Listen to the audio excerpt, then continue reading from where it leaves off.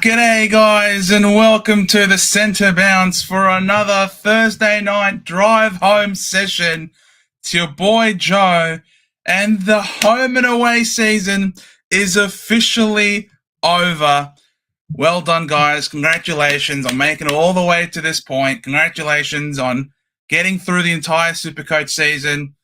If you watched last night's game, congratulations. The West Coast Eagles, guess wrong. It's the wrong coast. The Gold Coast Suns have finally made it for their maiden finals appearance with a record win, with King with his personal best 7-goal performance.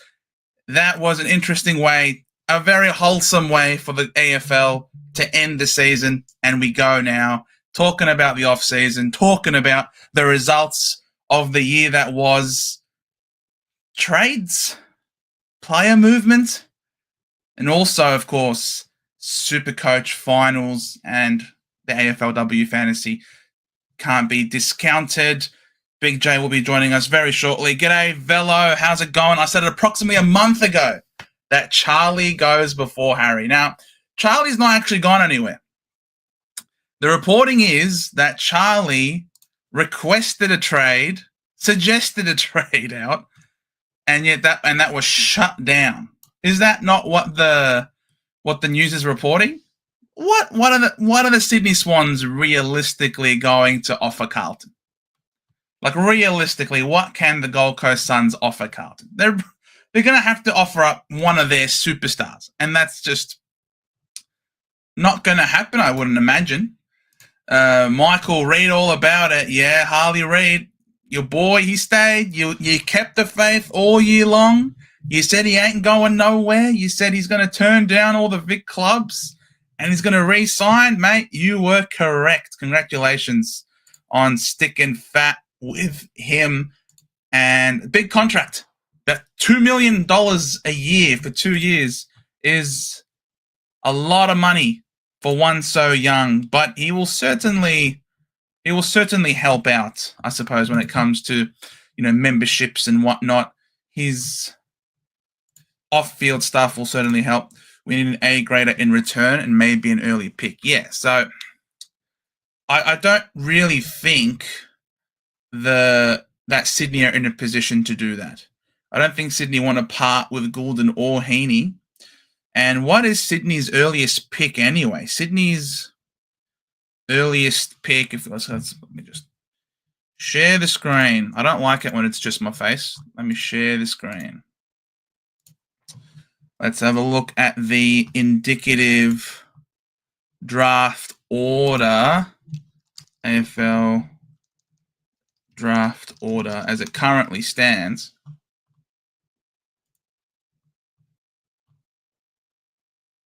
Oh, this is a really terrible way to sort of to show it. Really, St Kilda? No, they've got to have something. AFL draft order. All right. So the Sydney Swans' earliest draft pick is number 9. So yeah, it's not gonna really work. I think a third and a fourth club might need to be involved. Yeah. Some other teams would have to be involved. I think you are correct. But I'm not entirely sure who it would be. Now, has he actually nominated the Swans, though? Has he actually nominated the Swans? I don't think. It's reported that it's rumored. It's rumored that he might want to go to the Swans, but had my best finish in Supercoach ever. So pretty happy with the year. Well done. Cheers for all the content and banter. It's been awesome. Oh, mate, thanks so much, Michael, for sticking around. Congratulations on your best ever finish. I suppose let me show you how I did. Haven't had the chance just yet to record an end of season review sort of thing for how my team did. I did not have a best ever season. Ended up finishing ranked 12,402 this year, which is pretty poor for me, of course. Now, I'm a content creator. I don't necessarily like being outside the top 10,000, but such was the season that it was. 12,402 was my final rank. Am I overly pleased with that? No, definitely I'm not.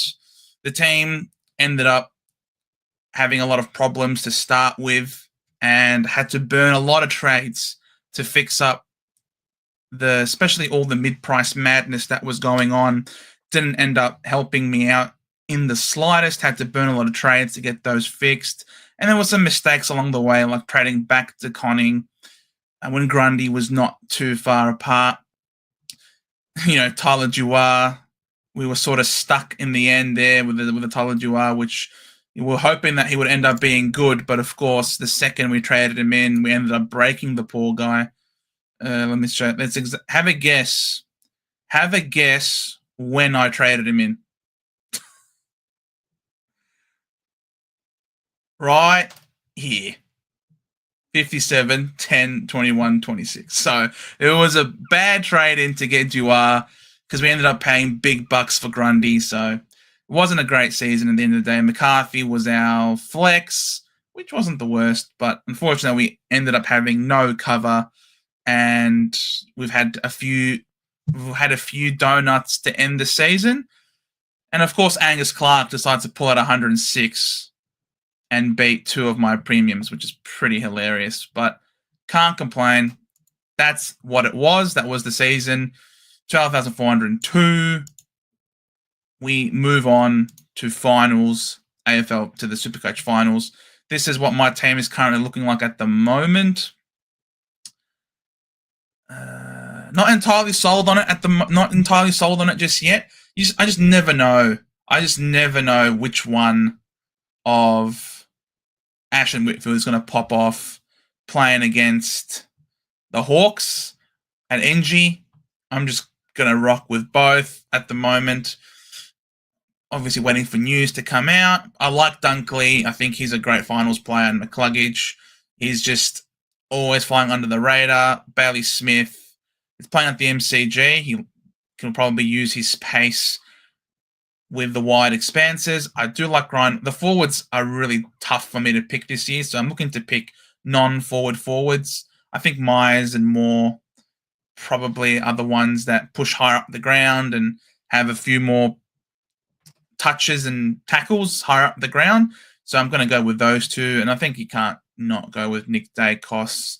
This guy's a big game player. I think he will rise to the top. So yeah, and I think Darcy Cameron. I don't think the rucks are anything to salivate. Unfortunately, Jackson is forward, is ruck, but I would have loved a forward eligible Luke Jackson, but unfortunately he's not there. So that's what my team's going to look like at this point in time. That's what it's looking like going into the AFL finals. So yeah, he hasn't nominated anybody yet. Yep, enough. 11,630. Well done, Michael. You did beat me. That's 184,000 better than last. It's true. True.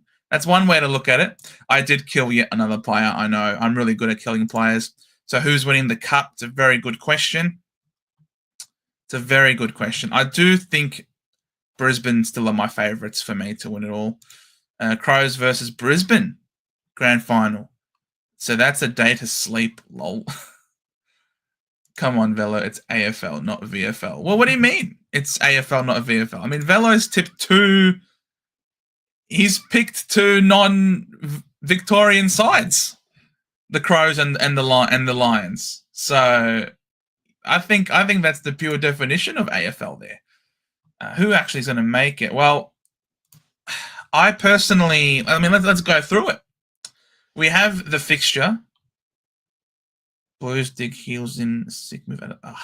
I love it how was it 2-3 weeks ago? This guy was like, I'm not going anywhere. Shut up. Like, there you go. There's your story. I'm not going anywhere. Lol, not going anywhere, he says.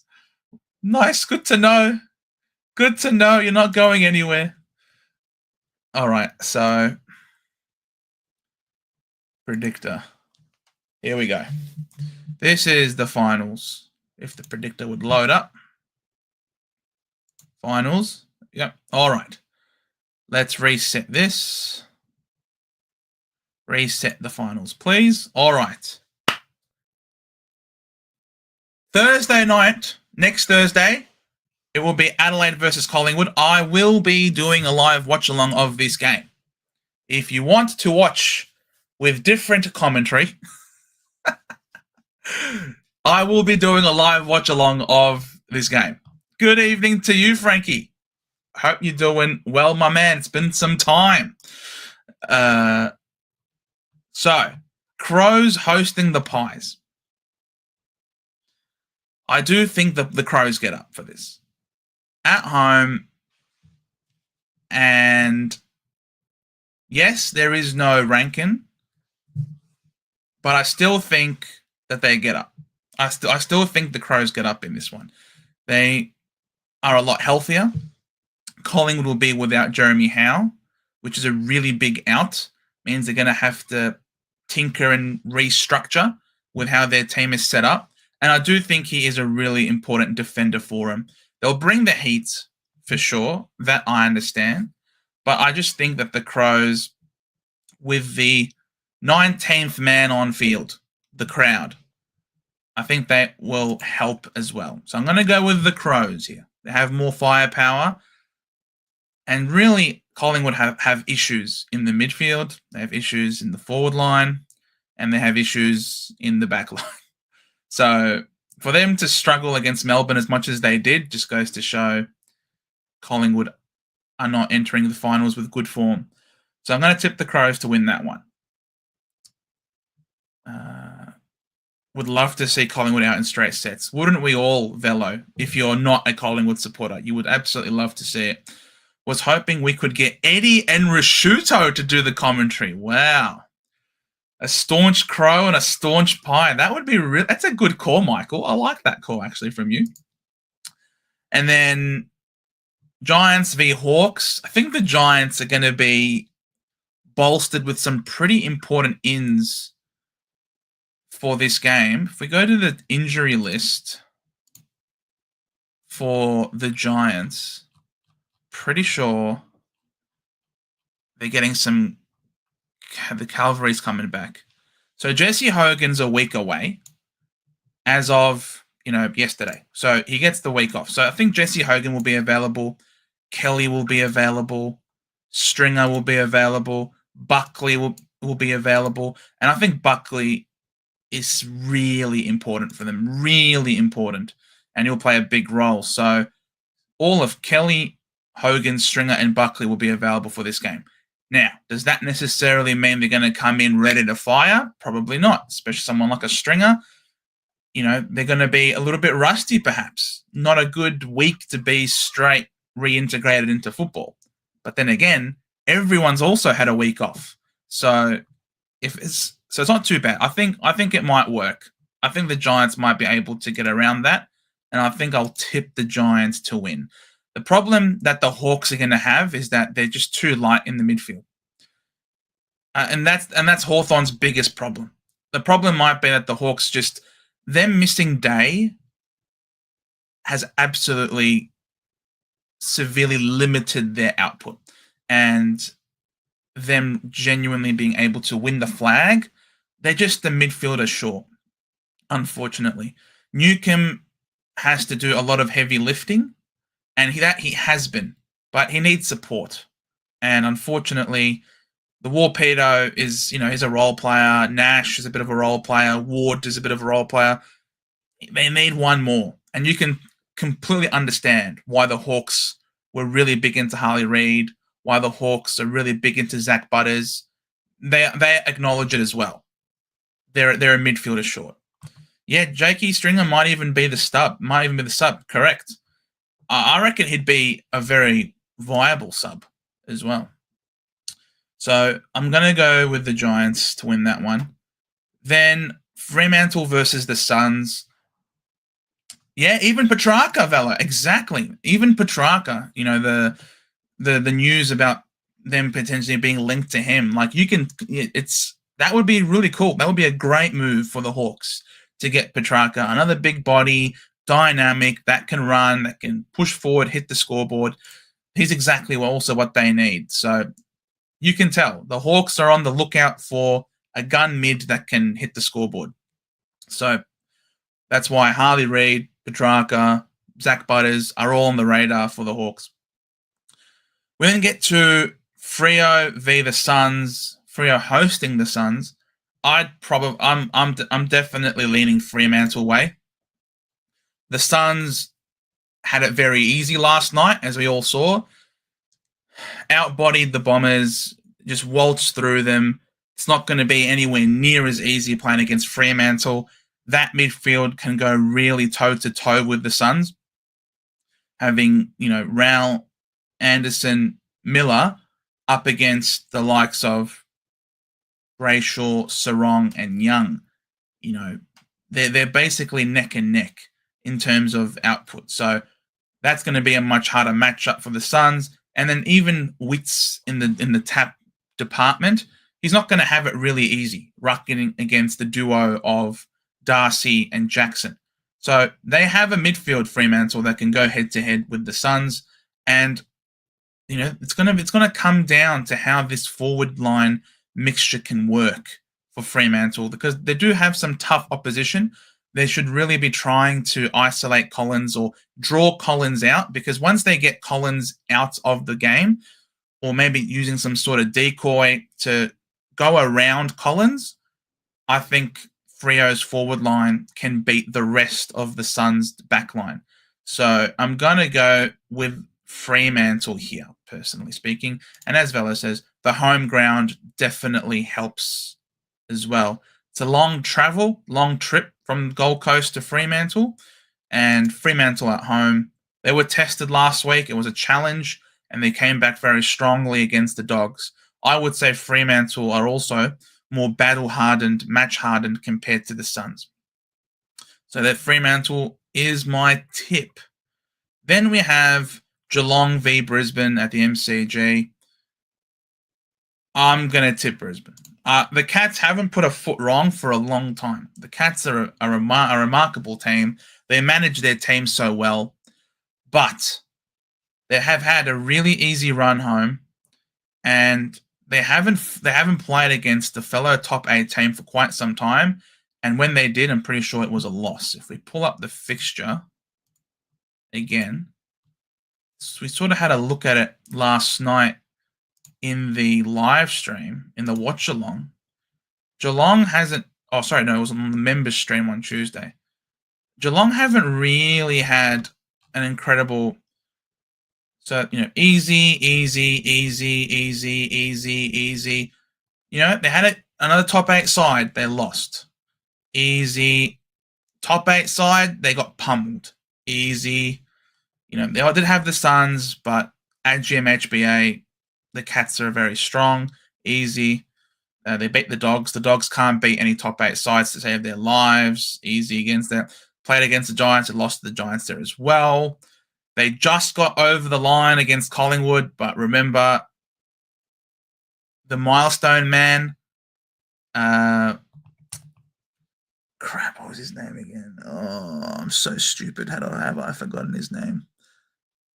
Milestone man, who's played every game in a row for Collingwood, had the shot after the siren, could have won them the game. He missed. It was a long kick, to be fair, but Collingwood really could have won. Crisp, that's the one. Thank you, Crisp. You can tell I've just come straight from work. Yep, Jack Crisp, milestone man. Thank you, Velo. Had the shot after the siren to win them the game. So the Cats could have lost this one as well. And they beat Carlton, and they narrowly beat. So I wouldn't say. So yeah, the Cats obviously are a good team, and they're winning all the games that they ought to win. But they've also been a little bit shaky, and on the other side of some coin flips against top 8 sides. And Brisbane, they love to play at the MCG now, and they are just very ominous. Plus, they're going to be getting some important players, none more important than, of course, Lachie Neale. So I'm going to go with the Lions to beat the Cats there. Can't be that good as we flogged them. Yes, it's true. If Carlton is flogging someone, then you're no good. So I will be tipping the Brisbane Lions in that one. We then have Collingwood hosting the Giants at the MCG. These two have a bit of some spite between the two of them. And I remember watching a final. Again, it was at the MCG, Giants versus Collingwood. And I remember the Giants were absolutely shafted umpire-wise, and Collingwood got up. But the Giants, I think, are more dangerous for me. Hey, Uncle Akka, how you doing, Unk? Good to see you, my man.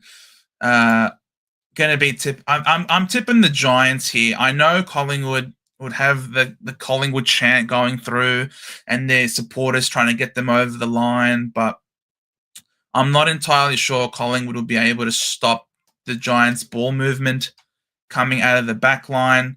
Obviously, it's still a strong midfield with Green, Kelly, who should be available, as well as Finn Callahan in full flight. They got big bodies there, the Giants, and they're going to have a lot of their hands full with the Giants forward line if everyone's firing, like Jesse Hogan, for example.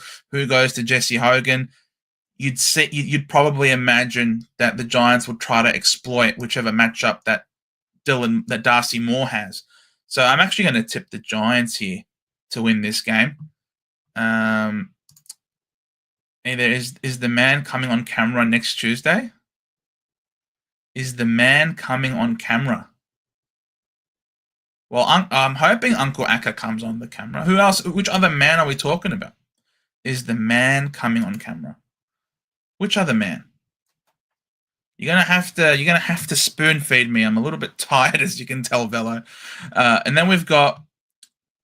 So I'm tipping the Giants here. I don't know. Am I biased because I'm an Essendon supporter and I don't like Collingwood? Let me know if you think that I'm being biased. But I do think the Giants are a dangerous side. Oh! Hello. Hey? How's it going? Apologies, apologies, everyone. When you get married, football does not become number one anymore. That's all I'm going to say. So when your wife says, "Hey, go and do this," you know what you do? You go and do this. That's what your wife says. So, yeah, that's my excuse today. Oh, mate, when you got a happy wife, happy life, as they say, right? That's it.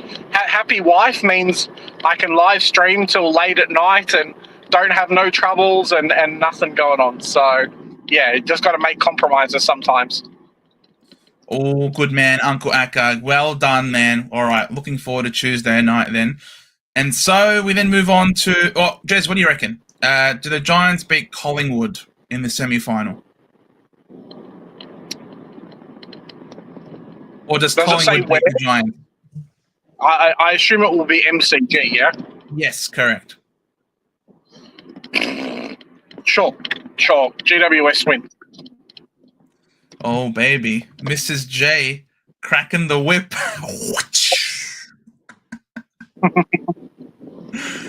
And then we have the Cats hosting Freo. Again, this will be at the MCG. Oh, Cats and Freo. Look, I don't want to tip against Fremantle because Fremantle were my preseason tip for the flag. But I don't know. It's going to come down to whether or not those Freo forwards play like the big boys that they are, in my opinion. If they play like the big boys that they are, like if Tracy is that man mountain who demands a hard matchup, and if Voss is busting tackles and releasing handballs, they will be probably too much of a hassle for Geelong's defense, for Geelong's backline, in my opinion. For me, it's not even them. It's the medium to smalls in the forward line. So if the talls get matched up on, they're quite tough to actually guard. So what ends up happening is that's when like your Murphy Reeds and your Dudley and those type of players, if they can have a half decent game while the tall forwards are being matched up on, makes it really, really, really hard to beat them because they're just so multifaceted. Like everybody, all of the defenders have to be good. Can't just be like one or two. Like all of them have to be switched on, and I think sometimes it can be a bit hard to do. Could be a GMHBA, says Velo. No, I don't think so. I don't think so. They very, very rarely give them a Geelong final, just for the size of like the amount of people that are going to show up. They won't do it. They'll get over 50k easy if it's a Geelong versus whoever game, really. Yeah, I'm actually going to tip Fremantle. As crazy as that is,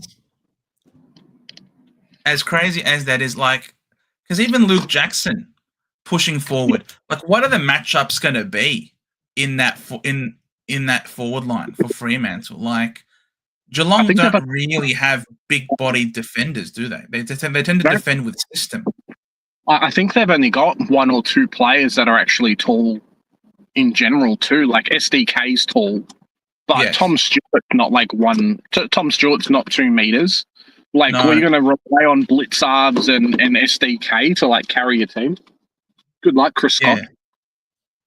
Nah, Tom Stewart is Mark, what have you done, Mark? Oh my God. Hey guys, just throw some money after today, picking up another 2,000. I'm hard to go with me, big boy. I'm sticking with the shithead pies only because of my bro. Oh, Mark, you are a very generous man. You did not have to do that. But you reckon the pies get up, do you? The pies against who? Against the Giants, you're saying? You reckon the pies beat the Giants?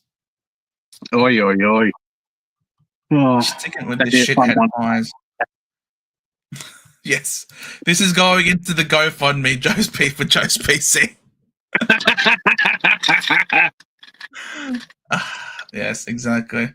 Yes, all right. Because of you, Mark, I'll change the tip to Collingwood. All right, we'll go Collingwood. Just for you, Mark, because you're an absolute legend. And what do you think of the Fremantle Geelong? I'm actually tipping Fremantle here. It will be a straight sets exit for the Cats. Would you believe that? That'd be a bit crazy. Second on the ladder, straight set exit. I don't know. Am I biased?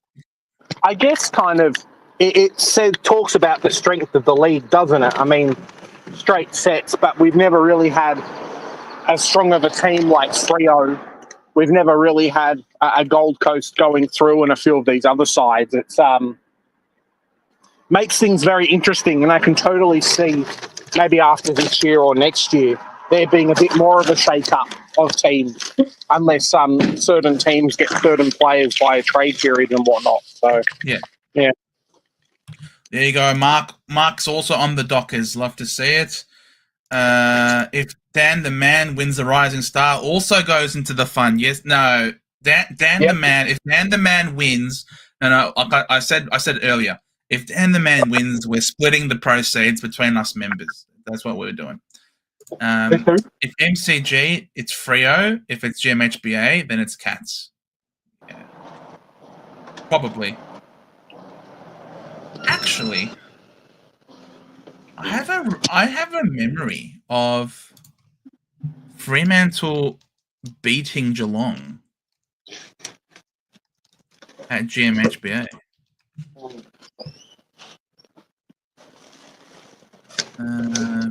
But I always wonder, though, what good trade period Steele's Geelong's going to get. You can probably picture out a couple more, I reckon, this year. It was your $5. Yes, it was your $5, but we're splitting it. Otherwise, you should have put it yourself. Joe, man. What was your side like?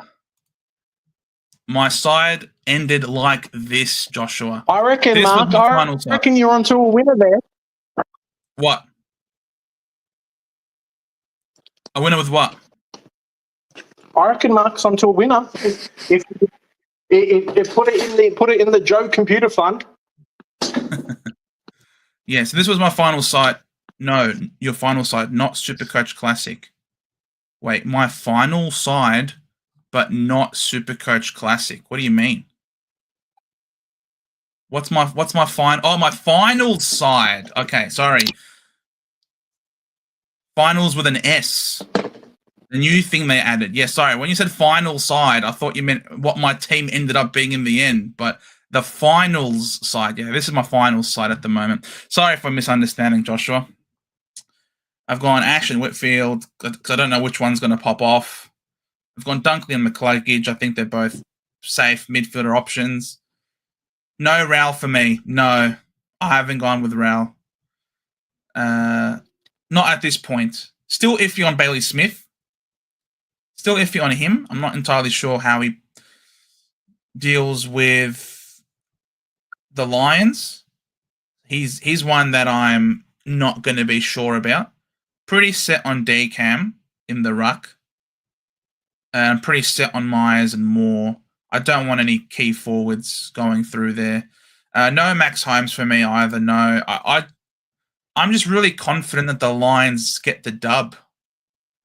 Is the thing. I'm just really confident that the Lions beat the Cats, and that's why I'm not. And that's why I'm not going with Jeremy Cameron, because I just think the Lions win.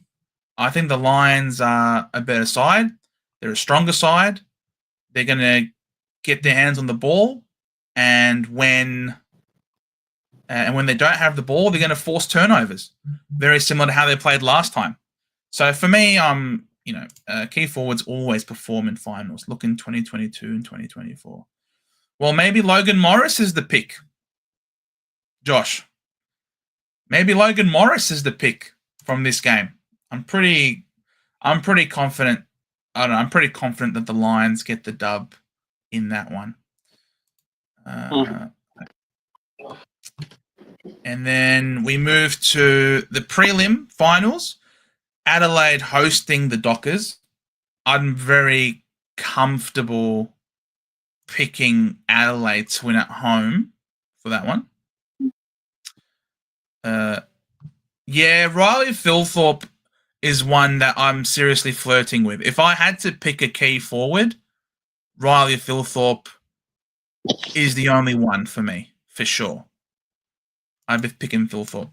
So, yeah, I'd pick the Crows at home to beat Freo. I think Freo would have been certainly very brave to get to a prelim final. But going over to Adelaide, playing against Adelaide, who would have been rested up on the verge of the grand final appearance, I think for me, I'd go with the Crows over the Dockers. And then Lions v Collingwood at the Gabba. Last time they played at the Gabba, Collingwood smoked them, but I don't think that will happen again. Good to see you, Big J. Bro, I'm so tired. Work is kicking my ass. I've had to take Monday off from work. I've just been that flat out. It's ridiculous. Oh, you've taken Monday off. Good for you. Yeah. Yep. So, yeah, not sure what's up with this camera neither. I need to fix up the StreamYard and whatnot, but we take it as it comes. I should totally do my Super Coach finals, whatnot. But Joe, there's something that we are going to not announce, but we're going to do while we're here tonight. Do you want to tell everyone what we're going to do? Yeah, we'll be going through the final list of the community and who won it and who is going to be getting the prizes. We'll be going through all of that, so it'll be very exciting. But first, so as I'm going now, Lions v Collingwood. I'm going to go with the Lions at home. I'm going to call Collingwood's win earlier in the season an aberration for the Lions. I think they're just a big game team who will rise to the occasion when they need to. So I'm going to be tipping the Lions there. And then it causes a wonderful grand final between the Crows and the Lions. Who wins it? Crows. Lions can't go back to back.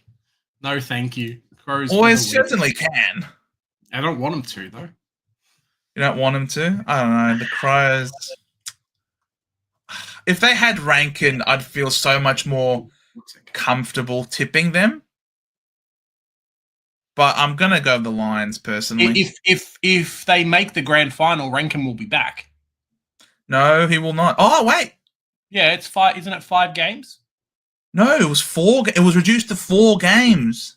Yeah, so doesn't he make if Adelaide lose? Yeah, which means that he finals makes it to week this. one, yeah, so he could play. There you No, go. he doesn't. No, he does not. Yeah.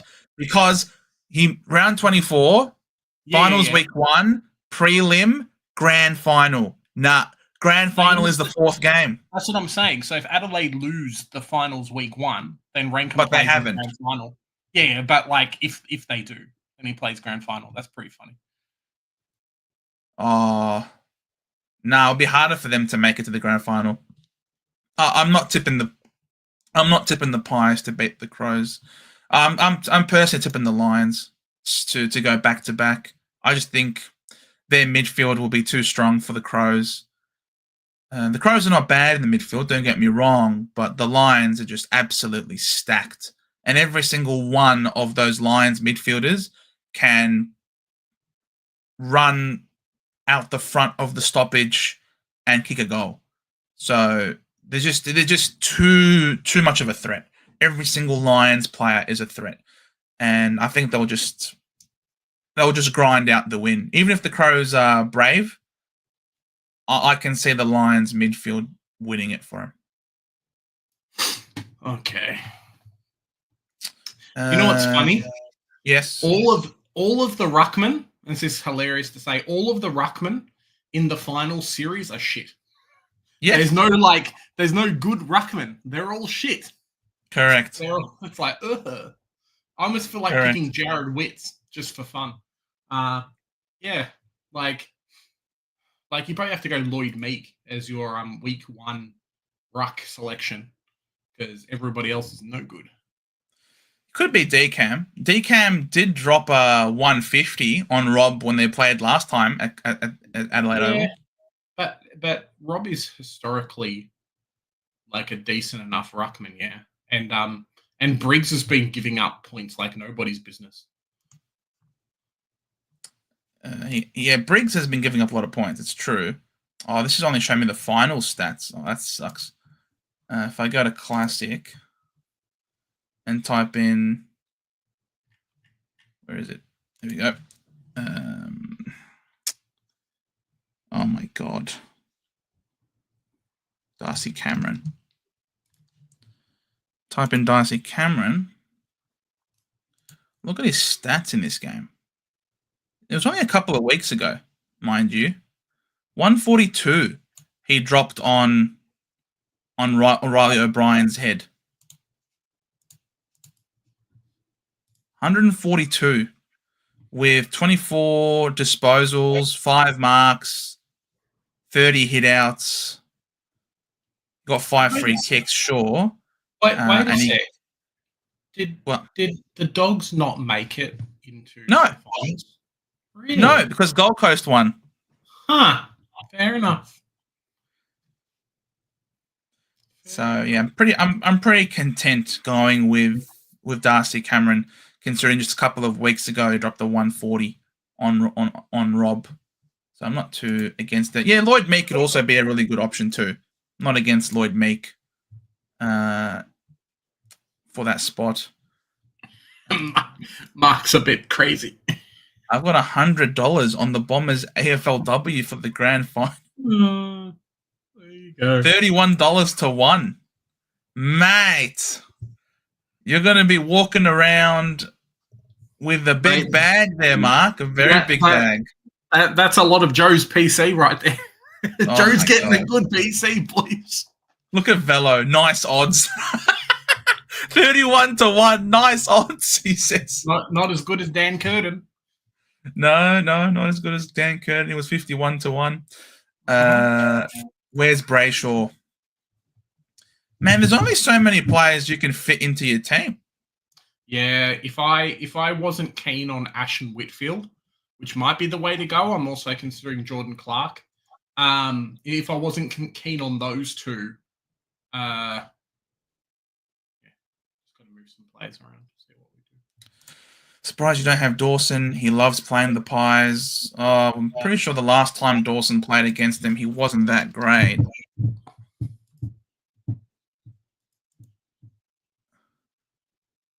We go to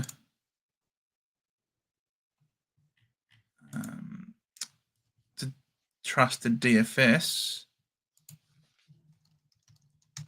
You guys, Jordan Dawson. I think he did very well from memory. I think this is my team. Give me 1 sec. I'll just show everyone. What did he score? He scored, 96 he scored. I feel like this is my finals team. 1 second, everybody. Disposal efficiency was 83%, bro. He had a very good disposal efficiency. Yeah, I think this is my finals team. We'll see how it goes for week 1.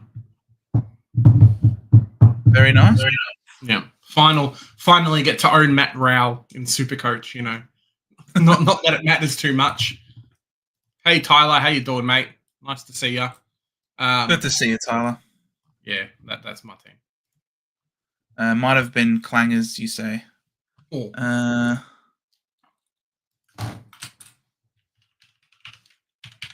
How many turnovers? He did have 7 turnovers. But the thing is, oh no, that's tackles. This doesn't show how many clangers he had, does it? Kicks, handball, mark, tackles, hitouts, frees against. Only 2 frees against. Your disposed efficiency was 83%. CBA is 85%. What was the TC stand for again? Clearance? TC. What does TC stand for? Not sure, Joe. Sorry, what was that? Not sure. Not sure? Doesn't stand for not sure, but I'm not sure. It doesn't stand for not sure, no. And the TC could, I don't know if it's total clearances. That's what I thought. What the TC stands for. So it doesn't actually end up showing you how many clangers he had. Let's go to footy scores. And then AFL, and this was around 23 game. Clangers. Dawson. 6 clangers he had. Yeah, 6. That's a lot of clangers for Dawson. But the thing is, he is trusted with the ball in hand, and in a final, and that's what the game was. It was a finals type atmosphere. It was finals type pressure. You can totally see it happening again. You know that he can potentially clanger it up again. Yeah, 6 clangers, 7 clearances. So, yeah, I only had -3 for the scaling. So, yeah, this is a pretty accurate representation of how he scored. Jordan Dawson, a 96. He could do better this time around, but I'm not entirely confident about that. No shit pies for the granny. No shit pies for the granny. Is Joe buying the prize? No, we share it. We share this. Why should I pay for the prize? I can't wait for you to do your players on your never again list, Joshua. It's very simple. My never again list is anyone over the age of 30. No over 30-year-olds. That's my never again list. Absolutely. Except for Max Gorn, if he goes around again and he's super cheap. Oh, I'm not sure about that. Big J had Bont. You can't have Bont anymore. I was actually looking at Tim English. I was trying to find Tim English in the rucks and be like, oh yeah, he's a good pick. No. He's a good pick. Meek is going to be better. Meek is 10 times better. Yeah, maybe Meek is the better selection. I mean, we can always go with Lloyd Meek, potentially, up against the Briglet. But maybe that is the call. Maybe Meek is a better call than Darcy Cameron. Yeah, I'll have to sit and think about that for a little bit. You want Callahan. Yeah, he was one I was looking at. He was one that I was looking at as well. But I'm a little bit wary of having too many GWS players. Maybe if I think Geelong's going to get smashed, I won't pick them. go a Callahan instead. But yeah, I'm just looking for that diamond in the rough type of player, and unfortunately, it's pretty hard to find. Well, yeah. I mean, I'm just, the way I was also doing it when I first did it was I just simply went to like the strength of schedule, and then going to inside mids, and then seeing who the toughest inside mid matchups were and who are the easiest. So, for example, let's see, Hawthorn are a red matchup for inside mids. So who plays the Hawks in the first game? The Giants. So hence why I don't have any Giants midfielders. Maybe I'm just looking too simplistically at that. But if the Hawks are a red matchup, I don't necessarily want to be loading up on that, if you know what I mean.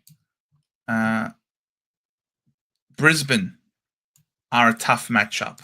Who plays against Brisbane? Collingwood. But there's no way I'm betting against Nick Dacos. You know, Not in so finals. Not not in finals. I'm going to stick with him. Adelaide are a tough matchup. Who plays against Adelaide? Collingwood, as I mentioned. Brisbane's playing against Geelong. Geelong midfielders.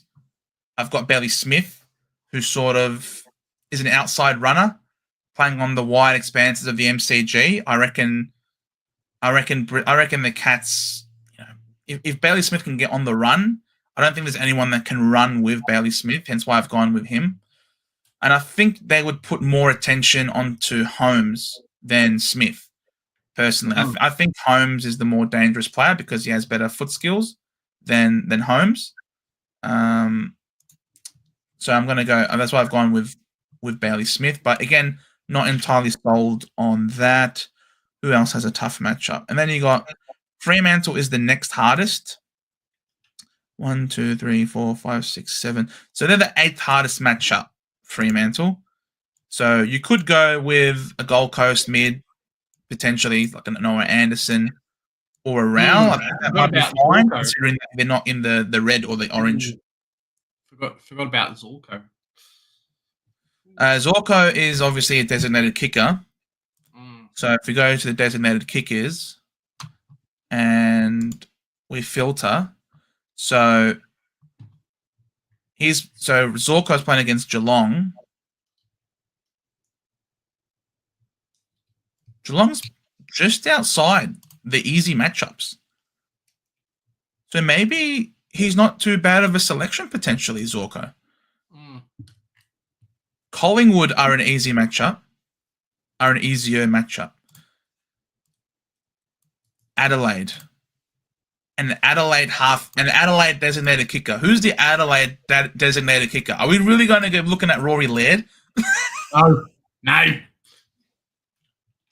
Are we really looking at potentially Rory Laird? Who else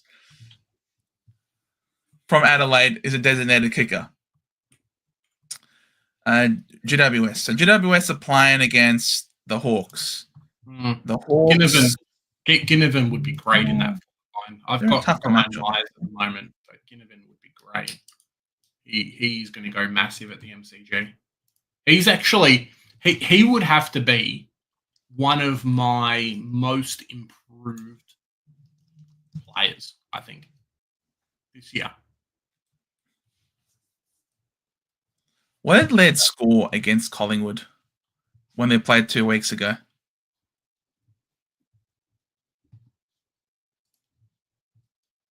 Wait. He didn't play that game. He did not play that game. Rory Laird is the secret weapon against the Pies. They got him hidden. He scored 120 against West Coast and a 141 against North, but we don't know what he could have scored in between there. That's pretty funny.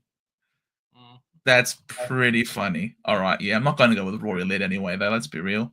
That's kind of ridiculous. He scored a 117 last time before that. Against Collingwood at the MCG, he scored a 117. That is correct. What do we reckon? A 117 is a pretty good score at the MCG.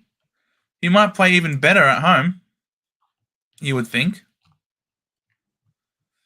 I'm not going to go with Rory Laird. Let's be real.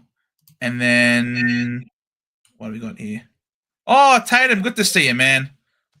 I hope you're doing well, my friend. Josh, never again. Zach Merritt, fair enough. Collingwood a bit more. Yeah, I agree. 100%. My never agains are Neil Merritt. All the older mids, agreed. Big J, your thoughts on Sherry not making the All-Australian squad? It's a tricky one. I think it's stupid. I think it shouldn't have happened. If he didn't get suspended, I think he was a lock to get in. Yeah. I think the fact that Kane Corns is on the selection committee just makes the whole thing a joke, because it ends up being the players that he has favourites for, and the players that he doesn't have favourites for, it doesn't get picked, basically.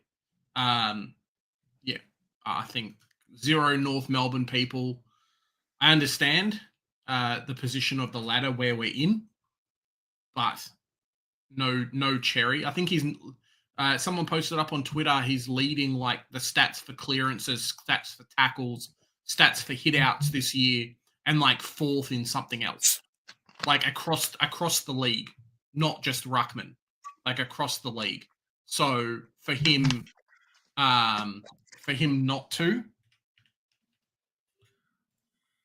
like, just throw him in there. I don't care. Was Sherry better than Gawn or Grundy, though, is the question. It shouldn't be a question. No, the selection committee was paid off. Cherry is ranked 3rd, I think, in the. I'm just seeing these things on Twitter now, but top 20 players in the AFL, Cherry is ranked 3rd, and he didn't make it into the thing. So, yeah, I don't know. Sherry, the biggest snub ever, and Grundy was great back end of the year. Sherry consistent all year. Yep, pretty much. Like, I don't think he got beaten a huge amount. He definitely had competitive games and whatnot, but I don't think he got beaten. There did Tim English make the cut and Cherry didn't make the cut? I don't think English made the cut. No, not English. Like who's the ruckman? Let's quickly check. The ruckman, Grundy and Gawn, I think. And that's it. So Darcy Cameron didn't make it in either. Nah, I wouldn't have picked Darcy Cameron anyway. Luco, like I would have Cherry over Luke Jackson this year. 100%. Did Luke Jackson make the cut? Yep. He's in the squad. Yeah, I'd have Sherry ahead of Jackson for sure. Yeah. Like Sherry wasn't better than Todd Oldstein. Mate, Todd Oldstein might have retired after his head knock. So I think Gawn and Grundy made the squad apparently. Wait, let me just pull it up. Yeah. It's just on Twitter. Yeah. Someone posted up like a picture of the whole team. Yeah, Jackson's there. Luke Jackson's there. Bello. Yeah. Like I don't think Luke Jackson's been okay, but I think Cherry has had much better game. Yeah. Much better game. Yeah. Yeah, for sure. And definitely even Sam Darcy. Like Sam Darcy didn't play half the season. How was he there? Like, bro, it should be Nate Caddy. God damn it, no. bro missed half the season. Like, legitimately, how many? Let me pull up Footy Wire. One sec. How many games did Sam Darcy actually play? Like, is he the best All-Australian that played like 5 games? Quickly, let's check. He didn't play 5 games. Come on, man. He played 17 games. All right. But he did miss like 6 games in the middle of the season. Yeah, he missed 6 games. And he played a bunch of games where he didn't kick any goals either. Like, talk about media hype. If you look at his super coach, like Dylan Moore would have been a better selection. 1, 2, 3, 4. So since coming back from injury in round 14, Darcy only kicked 4 games over 100 Supercoach. Like, come on now. For real. Josh was bro. saying it should have been Norton. Maybe, but then Kane Corns doesn't like Norton, Joe. Kane Corns. That's right, he doesn't. Kane Corns thinks Norton should be in the back line. Yeah. So, if he's saying that nonsense, there you go. People are laughing at Ben Long. Like, what's Ben Long's season been? How the hell is Ben Long in the All-Australian squad? He's actually been really good this year. I'll give Ben Long credit. His last 2 weeks were deplorable. But before that, he was. I feel like just because he was shit the last couple of weeks shouldn't mean that he shouldn't be eligible. But Cherry having 2 bad weeks means he isn't in the team. Look, I'm not going to say. I'm saying Sherry. I'm saying Sherry should have been in. I'm not saying Sherry should not have been in. I'm saying I'd have Sherry ahead of Luke Jackson for me. Oh yeah. Yeah. But like, he's not taking the forward spot of Ben Long, obviously. Long is second for Gold Coast goals this year. We need to ask to be on. We need you to be on next year's selection committee, Big J. We need you to be on there, mate. People were complaining about. Sorry, what's the thing? People were complaining about like these guys, like, oh, there's no integrity for the thing. Wow.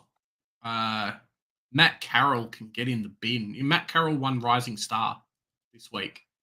Get fucked. Holy moly. That's worse than the All Australian, Joe. Holy shit. Yeah. Yeah, exactly. But yeah, like 2 years ago, people were complaining that the selectors were nobodies. Now they put people on there, and now these people have their own opinions. Yeah, and then exactly. Yeah, you got a point there, Tatum. You got a point, but I still think Sherry's season was amazing, and it really looked like he had taken the steps to have the mantle, and all of a sudden he got suspended, and kaput. Doesn't happen anymore. Corns is the only person sent to players. I know it's a panel for sure. There is a panel there, but for me, I'd have Sherry ahead of Jackson. That's just me. Yeah, it's like the AFL umpires before they do the 3 votes. They don't even look at the stats. Like, oh, let's go and vote our friends. This player got 3 touches. Oh, let's give him 2 votes. Like, yeah, come on, man. Yes, Joshua. This is showing round 24. So the reason why I've done it this way is up until this week, this gives you the most up-to-date information of what the easiest matchups are and which ones are the hardest matchups. So you're not doing it just to look and see, oh, GWS are playing against St Kilda. Obviously, that's not the case. We're just simply ranking in order of easiest to most to hardest what the ranking is in terms of scoring against. So what you get out of this, looking at the rucks, is in the finals, Geelong are a piss weak easy matchup for rucks. So you could roll the dice and potentially go with the Brisbane ruck, whoever that is. Otherwise, the second easiest in finals is Hawthorn. Hawthorn give up also. They're both very solid green matchups, but there is a significant gap between them in terms of Geelong being a lot easier than Hawthorn, followed by the Giants, followed by Fremantle, Collingwood, Adelaide, Brisbane. So, we're not obviously picking any Geelong and Gold Coast. Wits is also a very difficult matchup. So you wouldn't want to go with Darcy, for example, and you wouldn't want to go with whoever Geelong's ruck is. But if you want to go with Meek is rucking against Briggs. That's a green matchup there. So that's fine. Or if you want to go with Briggs, because the Hawks are an even easier matchup than he is. So this is what this is. This is just giving you the scale of hardest to easiest. That's all it is. Stuart saying, please don't let Kurnow go to the Cats. Oh, I reckon it's going to happen. Not to the Cats? You mean to the Swans? I don't mind him going to the Swans, but not to the Cats. Nah, I don't think he'll go to the Cats. But I have a feeling he's off to the Swans. I assume he meant the Swans and not the Cats. It's an interesting position. I posted on Twitter today. Me and Tim Mitchell were having a bit of a back and forward if you guys saw it. But it was more just a case of, look, where there's smoke, there's fire. And, even if it's the last minute time before the thing's finished, the guy's brought up wanting to be traded a couple of times now in exit meetings. People knew about it before it even got announced that they were saying it was going to happen. So, yeah, it's a rough one. I think he'll be gone for a suitable price, be it a couple of first rounders or maybe a first and a second off to Sydney. Maybe Carlton comes in. I don't think it will be Goulden, but maybe Carlton comes in and does that. Not Carlton. Carlton's biggest problem has always been their salary cap and holding people to huge contracts, in my opinion. So it's getting rid of one of these kind of players and doing certain things for them. Yeah, sometimes you have to. Right. Velo, I think Sherry was the best ruck all year and deserved at least, for sure. Of course. Big Grundy was playing great footy. Yeah, Grundy's second half of the season genuinely came out of nowhere. And he was really posting career best numbers. Yeah, post by Grundy, man. Yeah, man. Post by Grundy was amazing. There you go. Josh, I've just pulled up the key forward stats there for you. They're not pretty reading.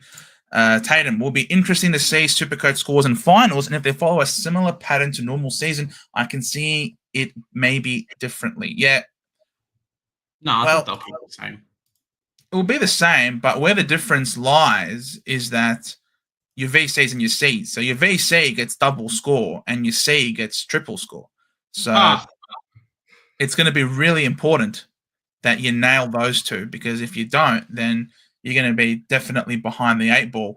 But it is definitely a lot of fun, and it will be keen to see what happens. Stuart, how sad is Essendon from a power house to a street beggar? To make it worse, Draper will leave. Look, we're not street beggars, Stuart. I wouldn't say we're street beggars. I'd say, yeah. Go for it. Look, I feel like Essendon now are in a similar position how Gold Coast were when Stephen May and a few of these other players left. Yes, they've lost a couple of players. Yes, things like that have happened. But they've finally got a really good group of young kids through the doors and ready to go. And it's something in my eyes that they haven't. I mean, Joe and I have talked a lot off air about the strength of May, the strength of McMahon, a few of these younger guys going through, even a new in and those kind of people who give Archer May one preseason and then see what he does come February, March next year. Similar with McMahon, similar with a few of these other players. All you need is a good ruckman who, if I was Essendon, I'd be saying Liam Reedy come across if that's who you want to get. Freo is dangling that carrot quite hard to a few clubs at the moment, or a Ned Moyle or someone like that for you guys to come through if you don't think the likes of Blackiston is going to be, the player for you. But I think the club's in a really, really good position, and I wouldn't be surprised if they have a couple of, what was it, Joe? Like you guys had 23 players or 24 players selectable at one point in the team. Like, Stuart, that in itself is something that you just can't discount. If more than half the team is out injured at one point, like it's crazy. It's absolutely bonkers. So they've looked really good with what they've had. They just need like an off season or two. The culling of all the old players is happening and will happen over the off season. And I think you guys are going to look so much better for it. So yeah. I would not. This year's not great, but who cares? This year, what have you got? 2 first-round picks plus whatever you get for Draper. Like, yeah, it's pretty good. Look, we were never contending to begin with. They're not shitty picks either. No, like I'm looking at it. Yeah, it was brutal this year. It was tough, and thank God the season's finally over for us. But let's be real. Even a fully fit Essendon side this year, we're not going to be top 8. Like a fully fit, even if everyone was available, I don't believe that this Essendon team was going to make top 8. Probably might have finished anywhere between 10 to 12, I think, on the ladder. And that's purgatory. That's not where you want to be. I'm of the opinion that this year we blooded a lot of kids, the most in history, that absolutely would not have played this year. We found out a lot more about our list. We know a lot about our depth now, and we've bottomed out really this year. And we're going to have 2 top 6 picks automatically, just from the draft, whatever we get from Draper, plus our 2 second-rounders. I personally think that in 2, 3, 4 years down the track, we're going to look back on this year and say this was a year that Essendon really needed to have so that we can make some important list calls and really expedite the development of the youth. It's a very young team. Don't look at the average age and just say, yeah, it's a young team. Don't forget, we've had 38-year-old Goldstein on the list, which also bumps up the average age as well. So this is a very young team, and hopefully they take a lot of learnings out of this year. So I'm not going to say we're necessarily street beggars at the moment. It might feel that way, for sure, from people outside looking in. But for me, yeah, it's just a short period, and I think we're going to learn a lot from it. I think it's short-term pain for long-term gain, hopefully, is certainly the messaging out of here. I mean, as you say, Hexerism, Essendon's injury list, it's a lot of it was best 22 players. It wasn't just number. It was also the quality for us. There might not be high quality for a lot of other teams, but for us, system-wise, they were really important. Joe, I honestly think our clubs, Blues and Bombers, will be fighting out with Tigers, Eagles for Wooden Spoon. I think North will climb up a little bit. Look, I think North's problem's always been attitude, and I think that's going to be the biggest takeaway and the biggest thing for them. So, in saying that, the problem with the league is that the league always gets stronger at the same point in time. You very rarely have a year where the league doesn't get stronger and then we get stronger. That generally happens when you have teams that will win a grand final and then not win a grand final for a few years in a row. Be it Sydney, be it the Doggies, be it a few other teams. So, Look, I think this year, I think what it was, Joe, it was like 6 games that were lost with 10 points or less for North Melbourne this year. So and a draw.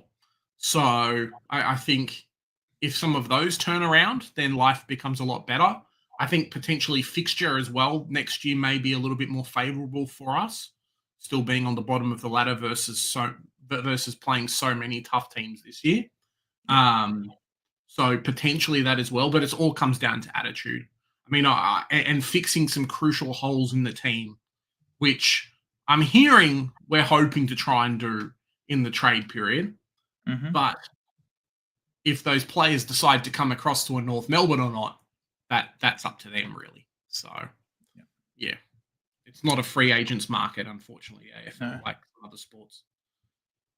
I know the game last night was over by 5 minutes in the first quarter, but how good was Roberts, Clark, and Blackiston going? Yeah, 100%. Like that's what we're taking out of this year, Mark. We're taking, Roberts, Clark, Kako, Blackiston, We take Nguyen, you know, a Vietnamese team of the century. Like that's what we're taking out of this season. We're taking the kids and their development. That's what we're taking, really. Nothing to do with the seniors. And that's what I was saying too. You throw Archer May, you throw McMahon, and a few of these other guys that have been injured in that list, and that's half your best 22 that's improving as you go. So, yeah. Exactly. And the problem is a lot of these players, you know, even like Nick Martin, for example, did his ACL in round 18. So we're not going to see Nick Martin, who a lot of people would probably have him as our second best player after Merritt. He's not going to be around till round 18, thereabouts as well. So there's a bit of a ripple-on effect. So I can totally understand where you're coming from, Tatum, in terms of what next year is going to look like for us because of the ripple-on effect. But I don't necessarily think the Blues are going to be fighting it out for the wooden spoon. I think that's maybe being caught up in all the emotion of what's going on. I think your team is definitely much better than a bottom four side. Just if someone wants to get out and someone isn't committed and doesn't want to stay, move on. We'll play the players who are committed. I do think you have sufficient talent to not be fighting it out for the spoon. Come on, man. And that's what I was trying to say by talking about referencing you guys to how Gold Coast was a few years ago when they kind of had the mass exodus of players. Even last year, I mean, Lukosius left, Rankin left 2 years ago, things like that, and the team's been better for it. So, yeah, it's not the end of the world losing Draper. And to be fair, Draper had one good kick, and he won was it goal of the year, Joe? And then and then really didn't do much else since then. Yeah. So, yeah, correct. Not losing much from him. Yeah, no, I completely agree. All right, let me just scroll back up now. Were there any other questions that were in relation to Supercoach? Yeah, I hope so as well. We've been asking the question about Darcy Wilson too. So both of them would make a real improvement on the players we've got at the moment. Yeah, so looking at the general forwards are a lot more. You mean Supercoach finals? Yeah, Alice. Yeah. I would say Dylan Moore definitely is someone who the last few weeks has gone unnoticed, probably. I mean, let me just pull up him on FootyWire. FootyWire is fantastic. It's still the old and the best, I would say. The some of just the price rises and stuff you can see from their stats works really well, especially to kind of boost my case, what I'm saying now. But it's had a couple of 140s and 105 and a few other good scores. So who's this? Sorry, Dylan Moore. Dylan Moore, yeah, just in the forward line. Could offer some real value. Him or Ginnivan. I think, is Ginnivan a mid or is he a forward? No, he's more of a high half forward. And unfortunately, the Giants, unfortunately, are the second hardest matchup for that. Yeah. Maybe Shai Bolton goes big, but I could see Ben Keys going big against Collingwood. Ben Keys against Collingwood. Collingwood are the 5th hardest matchup. Yeah, but there's only 8 teams in the finals. Which means that they are the 3rd. Actually, they are the 4th hardest because doggies aren't there. So Giants are the hardest, Brisbane 2nd hardest, Adelaide 3rd hardest, Collingwood 4th hardest. Yeah, so they're on the other way. They're the what, 5th easiest team. Correct. They are the 5th easiest. That's right. So it works. It works out well. My comment stands. Your comment does stand. Hexam, I don't see any team fighting it out for the spoon. I think Eagles have got that locked up for next year. But teams like Carlton, I do see dropping with all these players wanting out. Well, Silvani hasn't played for a few weeks. He wants out. He can go. Looking at Charlie Curnow, I don't think Curnow has been anywhere near his best. Even when he's out there, I've really disliked his attitude. And if he's not kicking straight, then he's not really providing you much. And I think he's been pretty wayward this year. I think Harry Mackay presents you with a bit more because not only is he marking and kicking goals, but he's also pinch hitting in the ruck as well. So, look, these people who are wanting out I don't necessarily think it's end of the world. If it means that you're culling a few of these top-heavy players to be able to have access to better talent and sort of spreading out that talent across the ground, then it makes you less. It makes you less reliant at 3 Operation Zero preseason. So what? How old is he now? What's if you can get an Errol Golden type through the door, you're saying thank you very much, are you not? Yeah, I'm a little bit 28 wary. years. Yeah, I'm a little bit wary on Eagles too, because they have quite a few good players coming through, and if they play a few more games at home, I think they showed towards the end of the season stuff that they can really do. I don't think they're going to be as much of a pushover. I would say North would be even harder because Eagles still have quite a few good older players, whereas for us it's more an attitude problem than anything else. I reckon you're going to get picks, to be honest. Blues fans, I think you're going to get a couple of picks and then that's it. Oh, they won't be happy about that. Well, losing star players just for picks is not good enough for them. I don't think, to be honest. I mean, they've got him on a big contract, but might be a case come middle of October, you don't have a choice. Like he's just gone. Well, at least Carlton has access to Dylan Shield without any private jets this time because he's been delisted. Yeah, pretty much. Velo is asking you who plays finals first, Rankin, Lukosius, or Gold Coast? Well, I mean, Gold Coast are playing now. Exactly. So it's a pretty straightforward question, isn't it? Mark, so Joe, do they play McGrath in the midfield next year? Whether they do that or not, I think is entirely dependent on whether or not we keep Setterfield. So Setterfield is that big body defensive mid that we have, but McGrath played it pretty decently well in there when he was there.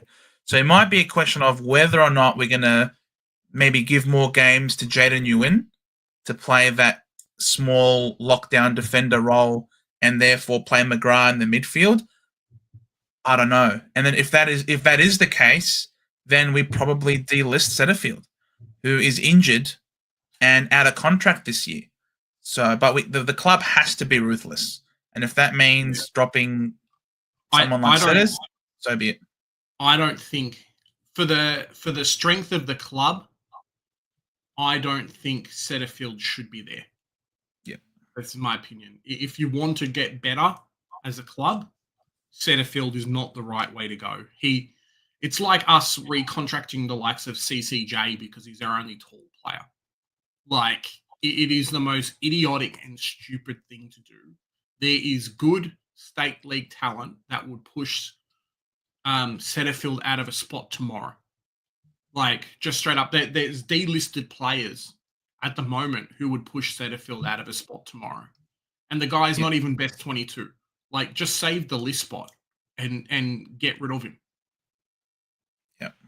So it's just not worth it. No, not worth it. 100%. Darcy Parish is also gone too, according to Mark. He's still in contract. 1 more year. Does everyone else feel like the winner of Geelong Brisbane will win the flag? Probably, yeah. Also on Carlton, with all these guys leaving, wanting out, there must be some sort of cancer in our club. Oh, I mean, isn't that something that you suspected for a long time, Velo? Isn't that, it's something that I know all too well. I'm picking Thilthorpe against the Pies. Yeah, I mean, I don't really think there's any real matchup for him against the Pies. I think that's a very fine. I think if you're going to go key forward, he's probably the only one that you would go. The Swans don't have the picks to get Curnow. No, so it'd have to be someone, obviously a third club, fourth club to be involved. Don't clubs have the ability to trade two years worth of first rounders now? Like, how is 2 first round picks not enough to get Charlie Curnow? Really? If Carlton came out and got the Swans first rounder from next year and the year after that, they'll take it. They're not going to say no. Like, don't kid yourself, guys. If you can trade 2 years worth of first rounders, 100% you're going to take it. 100%. Yeah, but in 2 years, isn't that the compromise draft then with Tassie? Is Tassie even a team? I think so. Is it? They don't even have a stadium. Didn't the AFL say, hey, didn't the AFL say, you got to have a stadium to make a team, and they don't have a stadium yet? Like, I don't think Tassie's coming around as quick as we think it's going to come around, yeah? I don't even know, man. That's pretty crazy. Exactly. Even his leaked meetings, they said he's not going to bash the door down, demanding it to be traded. He just said, the reports were that he suggested a trade, and it was smacked down. Not yet. Government's still fighting. They'll get up. They'll get up. Yep. Bro, if your player suggests that he wants to be traded, he's going to leave, yeah? He's not going to be, hey, what if I went to this other club? Nah, like, where there's smoke, there's fire, man. How many years did it take Rory Lobb to get out of Freo? Like, cool, if it's not this year, he's going to be shit next year, just so he gets traded. Like, yeah. He wants to play finals. He wants to play for a good coach, and he wants to win. And I don't think he's going to do that at Carlton. I'm sorry. You'll get so much out of him, Walsh, and probably one or two others leaving, and you can just bang down the door, reset, go again. You'll be very happy. Carlton isn't merging. Oh my God.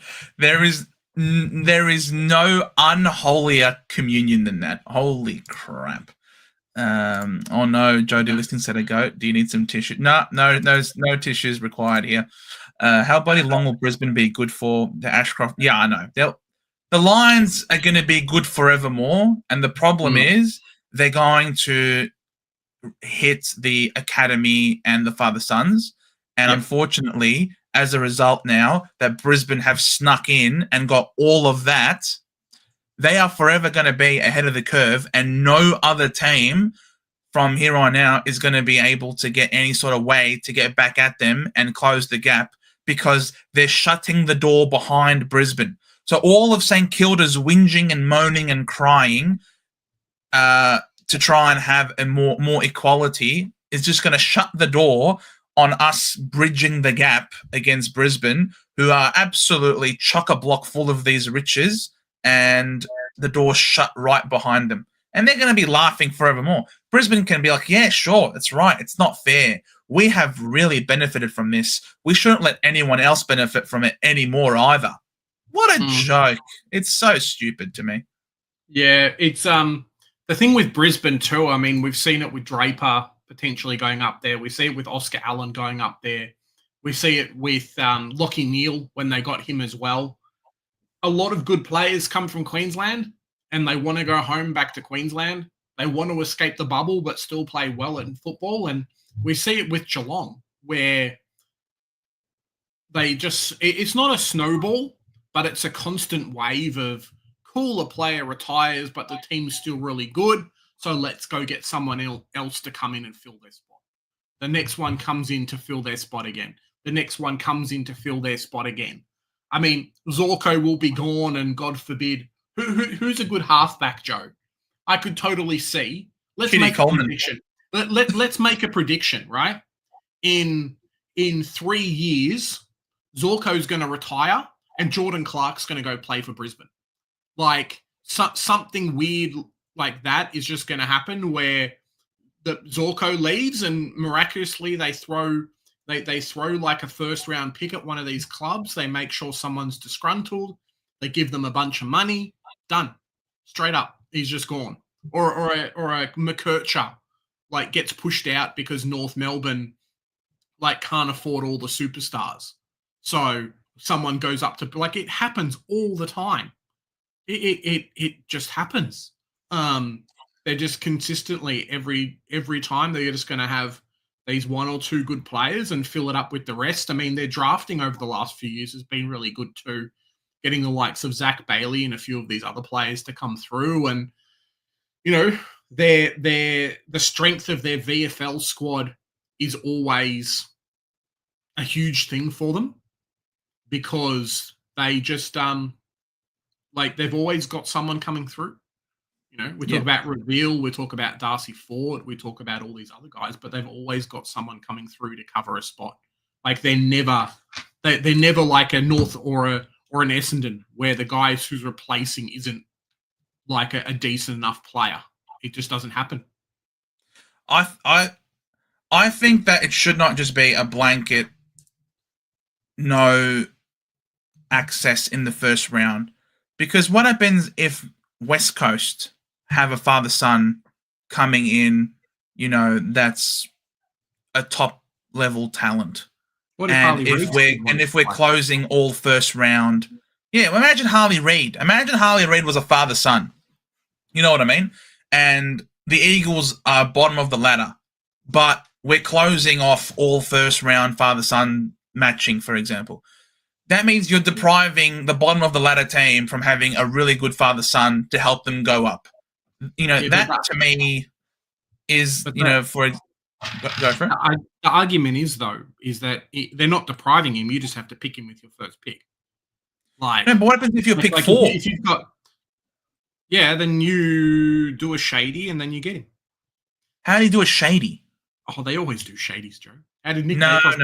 If you're pick 4, for example, or pick 3, but he is the best in the draft, the clear number 1, no one's gonna let you. No one's gonna let you have that number 1 pick if he is by far and away the best option. I would personally say, if you're a top 8 team, you don't need the extra freebie of having the free swing at it. I would say allow father-sons, allow the academy, but for non-top 8 teams in the first. If you're in the first round, I'd say if you're a top 8 team, you don't get free dibs at being able to match bids in the first round, because I just go back to what I'm saying about just take away the discount. Keep it so they can get access to these players, make them spend 10% more instead of 20% less. Like, done. Lock it in, Eddie. Cool. Keep it the exact same way it is. You just make them spend more instead of spending less to get the players. That's all it is. Plenty of room in the shade, and Geelong live in the shade. Well, 100%. They're going to get Warple. They're going to get Warple, and he's going to come out and be a superstar next year. So, you know, there's another one. They're going to get a bunch of these players. Yeah, I don't know. I just don't want, even if like Brisbane, for example, they're a top of ladder team, and they're about to get this Annabelle guy who is possibly a top 5 pick. You know what I mean? Like, I don't care if they're paying 10% more. At the end of the day, that's a pick that would not go to them. That's a pick that would be going to someone lower down the ladder who needs access to that player because they're deprived of the talent. I'd much rather, if you're a top 8 team, you don't need any assistance. You know, yes, all right, you might have got a father-son. If they're really connected to you, they'll ask for a trade in 3 years' time, and they'll come play for you eventually, for example. But if you're a top 8 team, you can't be getting just this access to top talent. That just goes against the whole principle of equalization. If there's top talent, it should be going to the bottom. It should be going to the ones outside the 8 to help them get into the 8. And you never know. Maybe that father-son might fall in love with that team and want to stay. There's no guarantee that they're necessarily going to ask for a trade after 3 years to go back. Ultimately, that's going to be onto the hosting team to do that. So you're saying North should have drafted Nick Dacos? Yeah, see, if it was top 8 depriving, Collingwood don't get Nick Dacos because they can't match in the first round. Heard it here first, boys. You know what I mean? Like, Fletcher is the next Stewart for the Lions, long-time defender. Yeah. Fletcher's Jasper Fletcher. He's a good player. It's ridiculous. So top 8 can't match first round. That is better. You know, because you don't want to deprive the bottom teams from the talent to go up to match those father sons, because they're not. I don't think they're gonna be powerhouses. The whole reason why we're concerned about the power imbalance is because a lot of these great kids are just walking into established powerhouse teams. But if you're closing off the top 8 from being able to do that, you're therefore funneling the talent towards the weaker teams. That's my idea. Absolutely, they do. Geelong, 100%. Would your feeling change if Herd had a son projected to go top 3 picks or so? But Well, that would mean that you know, that would mean that Essendon play finals, and I think Joe would be happy for Essendon to play finals if Herd's son didn't come to the club in his draft year. To be honest, well, we're not a top 8 side. But that's what I'm saying. If you were top 8, and the argument was, hey, you can't select him even though Herd's son's available, it'd be like, mate, you'd take that any day of the week. Any day of the week. Yeah. It's you can't be picking and choosing rules that just suit you at all points in time. It has to be a decision that's made from a policy perspective. And if we're in the top 8 and Herd's son is projected to go top 3 and we don't have access to him to match him as a father-son, the only way for us to get him in would be to make a trade, to trade draft picks with other teams to get up to that pick and then use him and draft him that way, then so be it. If that's what has to happen, then so be it. But ultimately, I don't think the bottom team should be. If father-son is such an issue, father-son itself, I don't think is an issue. The academies, again, I don't think are an issue because you have to be able to draw in that talent from the rugby league states. So you have to do that. So these are things that I think have to happen. Where the concern lies is that the rich are getting richer. That's the whole problem. The problem is that it's being unequal. So from a policy perspective, locking out the top 8 from being able to do that still allows for them to have father-sons that are second-round picks, have NGA Academy players that are second-round picks. So it's not like you're necessarily fully excluding them, but the best of the best has to go towards the bottom of the ladder. That's how the equalisation is supposed to work. I want Carlton to finish bottom because then we get first pick for Cody Walker next year. There you go. Have a look at how bad the EPL was with top. Yeah, and that's why Geelong is always there. The EPL is different though because the EPL has they don't have salary caps, so you can just spend $300 million if you've got $300 million and get a player. The AFL would be exactly the same as the EPL if they didn't have a salary cap because your Carltons, sorry, not Carlton, maybe even Carlton, your Carltons, your West Coast, your Collingwood, these clubs that have just bonkers amounts of like members with big money, they would just say, yep, I'm going to up my membership. Got 100K members. Cool, you're a superstar from another club. Here's like $8 million a year. They just like Carlton or Collingwood or West Coast or anyone would just be like, cool, going to come in. Instead of having $2 million players a year, we're now going to have 8 because we've got 100K members. We'll sell a few jerseys. We'll make some money. That's it. Like just straight up. Like the EPL is cooked, but it's not a great position because the richer just get richer, unfortunately. Yep. Wonder how much of it has come from these strong clubs developing these father sons and academy kids. Though they put a lot of time into them years out from being drafted. Clubs like the Pirates with Dacos, Brisbane with the Ashcroft boys have been getting them AFL ready since under 12s. Yep. Yeah, but there's also something to be said about literally being raised in a household where you have had an elite footballer who has played over 100 games and could be a club legend for you.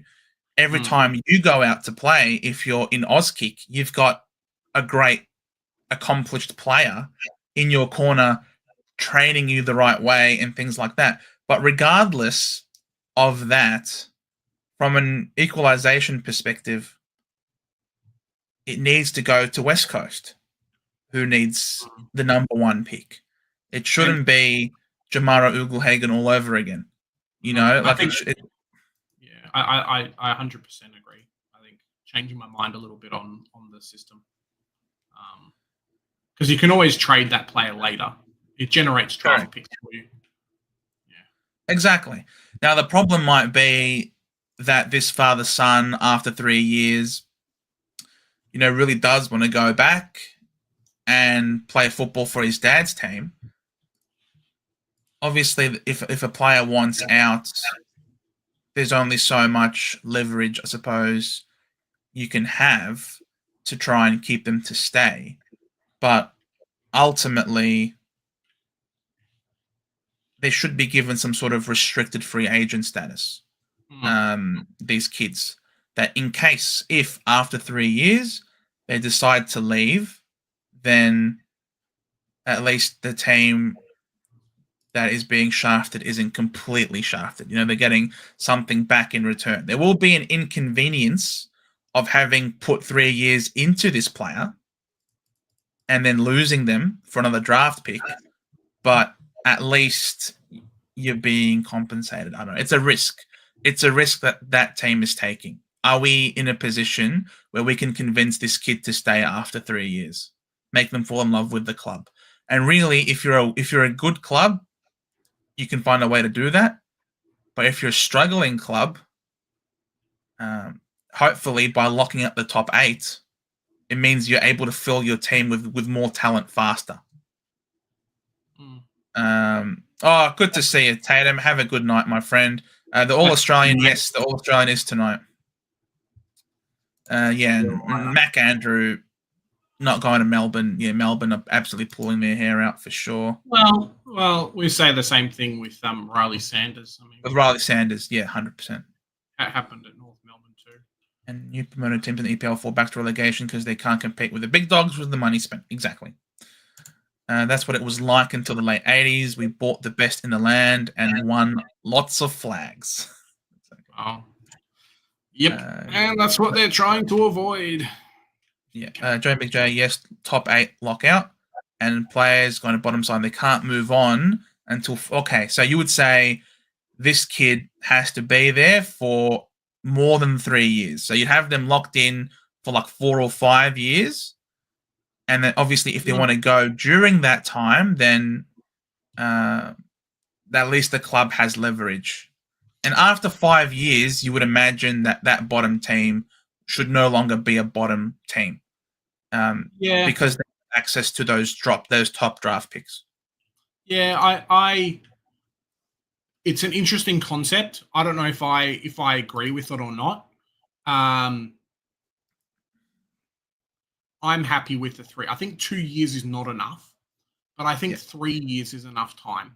I mean, we look at how Gold Coast has been with, not Gold Coast, West Coast has been with Harley Reid, right? And you're like, oh, Harley Reid, why would he stay? The team's no good, blah, blah, blah. But they've been good enough with the time that they've had with him to create that culture, to make him feel wanted and to feel loved. And even if he maybe hasn't had the on-field success, it's been good enough for him to stay. So I'm more than happy to say not more than 3 years. Make it not 2 years. I think 2 years is too much. It is too short because we'll get a Horn Francis where after the first year, the dad will get in their mind and start saying stuff like, oh, just 1 more year, Sonny Jim. Like, you know, that's all you got to deal with, 1 more year. We'll get the trade things bellowing in the first preseason and blah, blah, blah, blah, blah.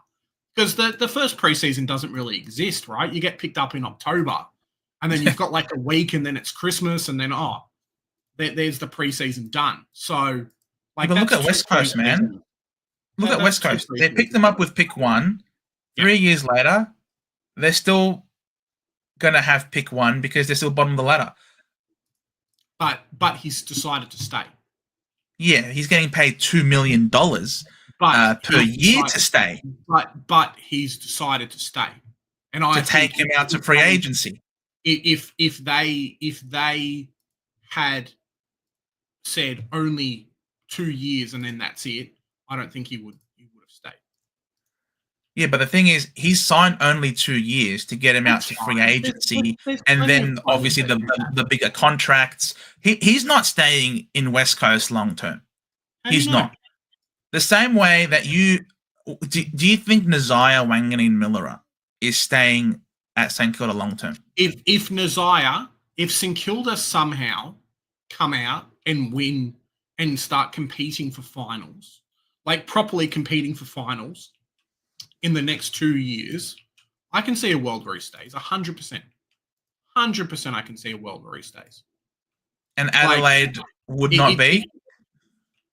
It doesn't. Maybe the year that he decides to stay, because at that point it doesn't become a me versus you. It just becomes, well, I'm happy where I am. I'm competing. I've got success, all that kind of stuff. Yeah, that's what it is. You just don't want to be a team that plays, or a player that plays for a shit team.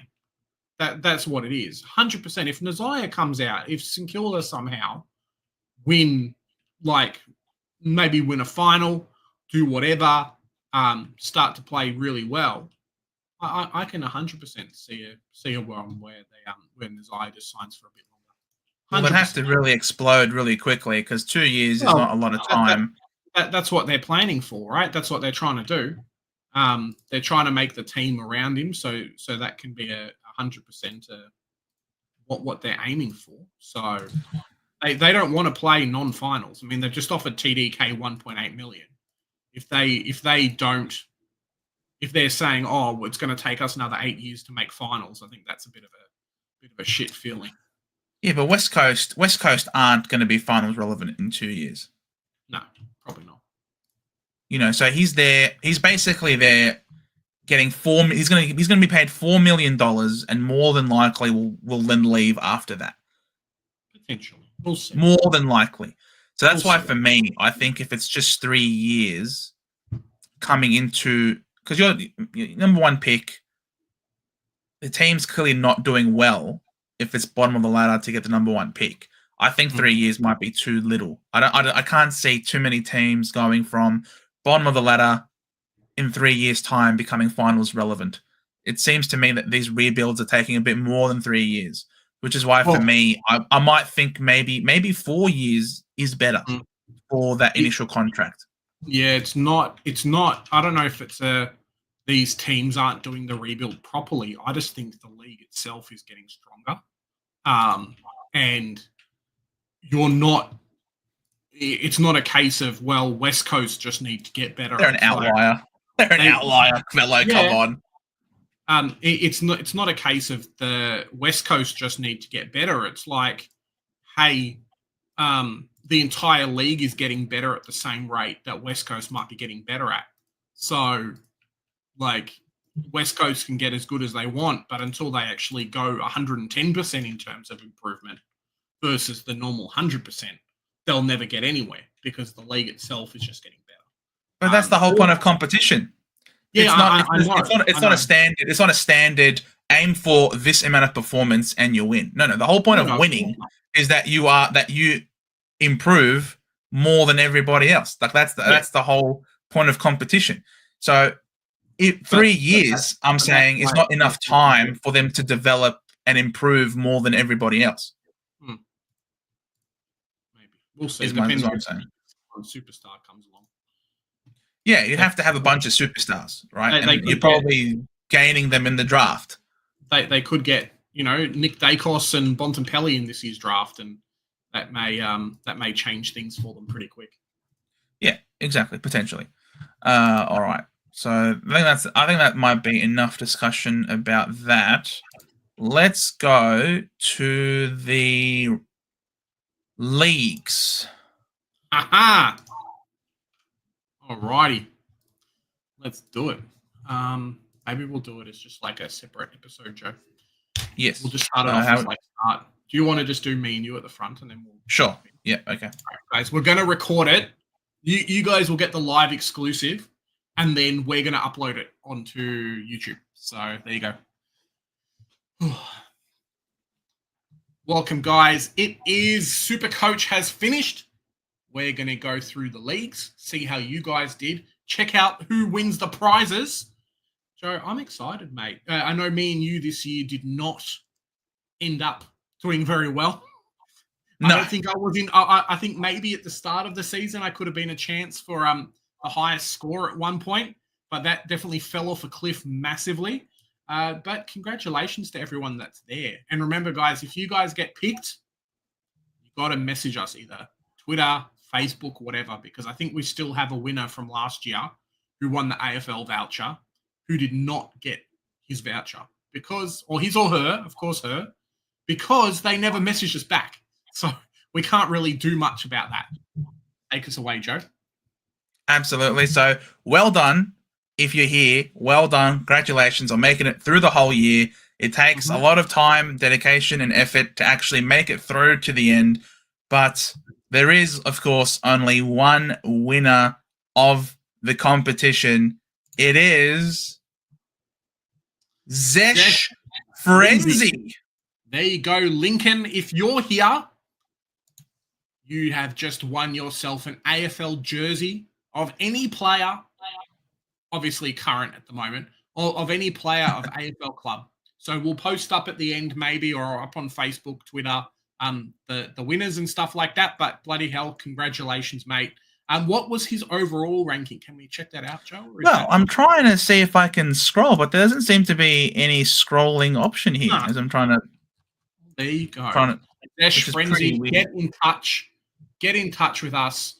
Yeah, congratulations. Hide the winner. There we go. There we go. We did it. We found it. We found the button. There was a winner part there. So overall, Zesh Frenzy. 18. There we go, Joe. We had someone in the top 20. Congratulations. Well done, Zesh Frenzy. Congratulations, you superstar.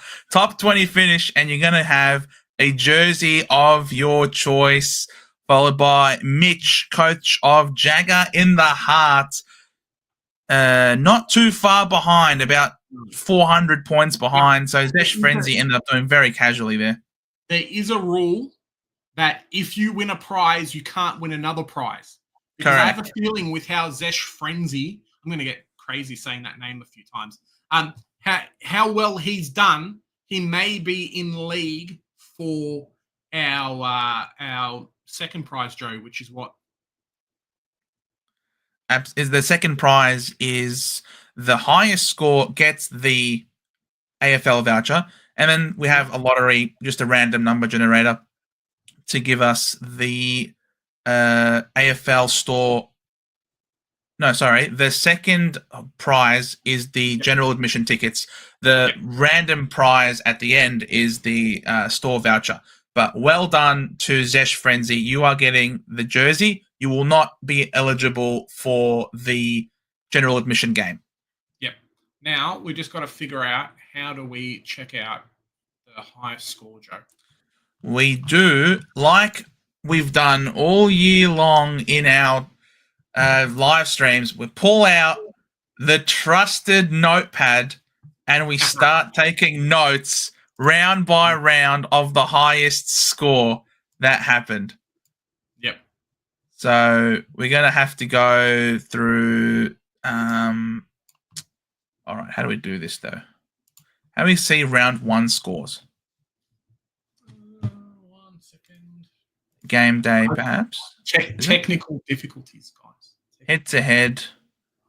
Round one.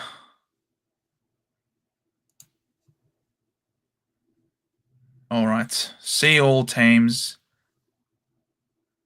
Okay. Round one. The highest score was 23-22. So round one, we had Jonah with You Bloody Donkey. What a name. You Bloody Donkey scored 23-22. I'll tell you something a bit crazy, Joe. Jonah, his round one score almost beat my round 24 score.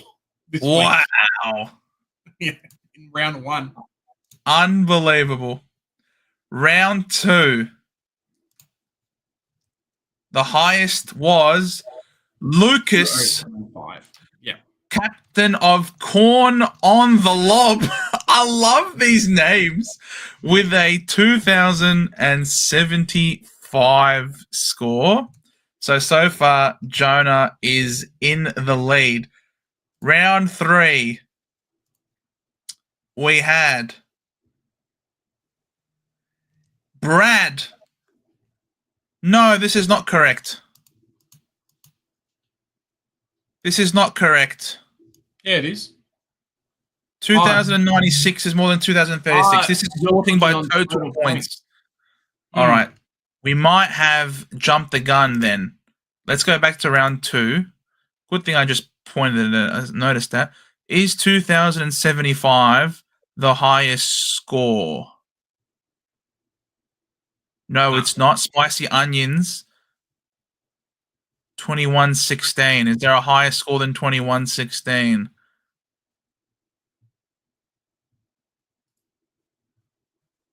Oh, doesn't look like it. No, doesn't look like it so far. 2116. Gee, this is a monster score based on everybody else's scores. 2116.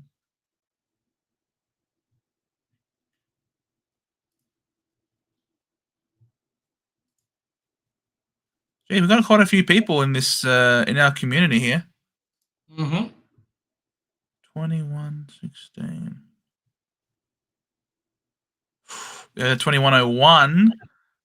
Close.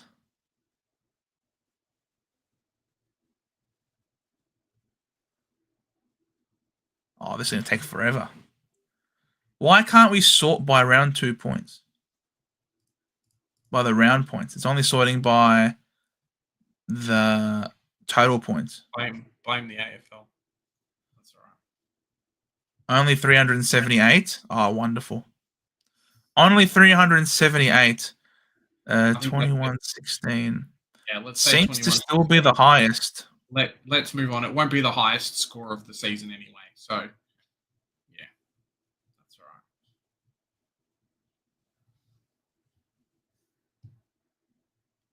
Yeah, maybe not. All right, 2116 seems to be the highest score of the round. I'm just going to give him a shout out. Who was it? It was Joshua.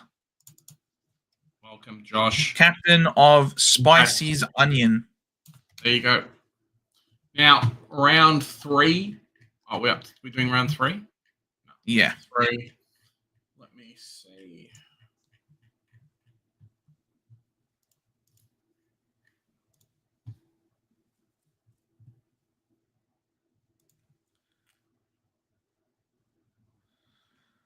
Is it 2095? All right, we're gonna. I wonder if there's another way to do this though. Why can't we sort by leagues by this? It's not working.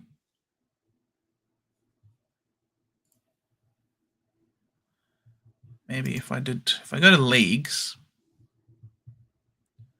view this league.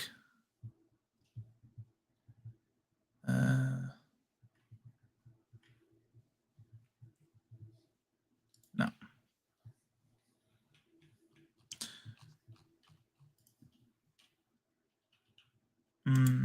Game day. Head to head in the community team. Yeah, head to head. Doesn't.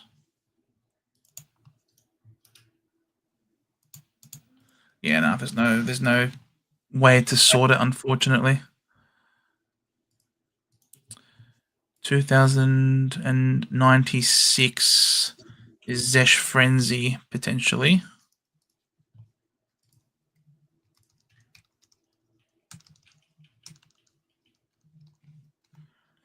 We might have to do some research and then record the video after this, Jez.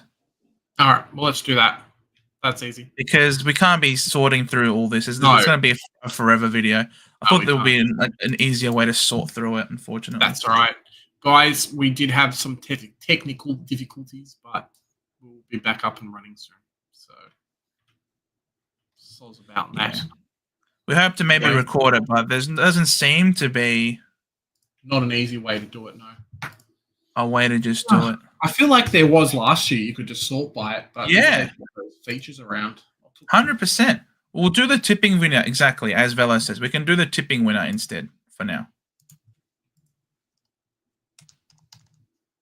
Tipping. Blue Have a Ballers. prize for tipping. Thanks for the great year, Legends. Oh, thanks for coming, Blue Ballers. Thanks, mate. Yeah, they seem to have changed it because there was no way to sort it, unfortunately. So, rank comps. All right. Let's do, at least we'll just do the one for the competition. Oh no, not create a comp. I want comps. Comps. Center bounce. Oh, there we go. Excellent. All right, let's restart it. This time we'll do the tipping one. You better start us off. All right. What was the prize for tipping? I forget. Did we have a prize? I don't think we actually came up with a prize for the tipping. Okay. We're going to have a prize? What should the prize be for tipping? Joe's new computer. Joe's new computer. Jumper? No, Velo. Jumper's way too much for tipping. Yeah. We're already doing it for the Supercoach. No. Like, can we get a jump? How much do AFL jumpers cost? Oh, a media polo. Yeah, or something like that. That would work. Yeah, we could do a media polo. Yeah. All right. Sure. G'day, guys, and welcome to the Centre Bounce. For this, the tipping results video, we're gonna find out who won the wonderful prize. What prize will it be, Big J? I don't think we had publicized this. I mean, we only just figured it out right now about 30 seconds ago. But we are going to get you guys a media polo. If not one of those, I know a lot of clubs have meme shirts and things like that. Maybe that might be a more appropriate thing for you because us choosing the prize 2 minutes before we record the video is a bit of a meme in itself. So there you Exactly. It is very much a meme. This is a separate video, of course. We'll be releasing a video announcing the winner of the Supercoach competition as well as the prizes therein. But this time we are announcing the tipping. Here we are for our Centre Bounce tipping. Who won? It was Jen! Jen! Wow, that is not someone I thought. I mean, Rodney was there. Sneaky bloody Rodney, who I used to work with the 155. But congratulations, Jen. I wonder what team you did not win with in round 24, because that was literally probably the decider. But congratulations. Well done. 156. I can't even imagine what I got in the work tipping comp because it was not 156. But very well done, Jen. Get in contact with us, and we'll be doing well. Joe, look at me and you. I suppose we I just beat you by one. Yeah, we almost do the tipping together every week, so it kind of doesn't matter. Exactly. Yeah. But my margin, holy crap. Is there a worse margin in the league than mine? Oh, I am third for the worst margin. But yeah, Jen, get in contact. We'll make it happen. Yeah, it's going to be a lot of fun. Congratulations, Jen. Well done to you. 156 is a gargantuan effort. Well done to Rodney, Brad, Sean, the bacon sandwiches, and Pratik comes in at number 5. Velo, unfortunately, mate, you missed out on the top 5 there. Frankie also tied with a 151 just outside of the top 5. So well done to everybody for joining. Thank you so much. We hope you enjoyed the year that was. Congratulations, Jen. Make sure you hit us up and we'll hook you up with your prize. So thank you guys so much for joining us. Don't forget to subscribe, hit the notification bell, and be part of this community for next year when we do it all again, because we love footy, don't we, Big J? Mate, I'm excited. This year, yeah, we'll be back, Joe. We'll be back. Top 5, 100%. Oh, I'm winning it next year. I'm winning it next year. No doubt about it. Challenge there. Joe's throwing down the gauntlet, people. All right, guys. Thank you so much for joining us, and we'll see you all in the next one. Bye. There you go. Locked in. Well, Centre bounce t-shirt and cap. That Wow. might be us, Joe. What do you reckon? 7:30, been up for 2 hours, just cracking the double ton. Oh wait. AFLW teams. Yep.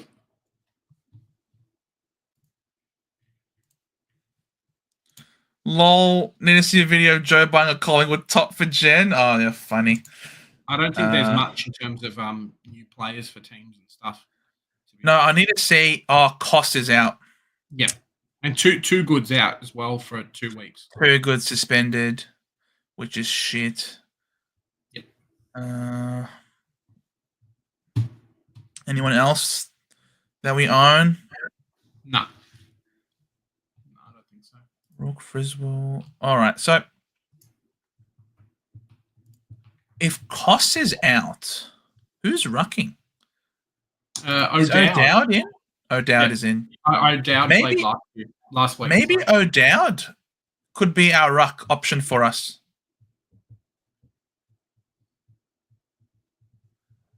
Could downgrade to O'Dowd perhaps.